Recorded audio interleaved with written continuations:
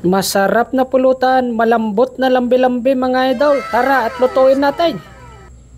Siyempre, unang step palagi natin, linisin yung balat ng baka mga idol. Tanggalin natin yung mga balabalahibo na hindi kaya ng kutsilyo mga idol. Blowtorch na yung ginamit natin yan mga idol para mas mabilis. Bago natin isalang ito sa pressure cooker mga boss idol. Iluto lamang natin ito sa pressure cooker mga idol, 1.5 oras mga boss. At matapos nga yan ay makikita ninyo, napakalambot na po ng balat nito mga boss. Number 1 na sangkap nga niya na itong luya mga idol. Budburan nyo ng luya, mas maraming luya, mas maanghang, mas masarap yung ating sibuyas mga boss idol. Tapos yung ating kalamansi mga idol, kulang pa tong kalamansi na nahiwa natin. Actually, nadagdagan pa nga ng kalamansi yan mga idol. Kung kulang yung asim, dagdagan nyo na lang ng suka. Pwede.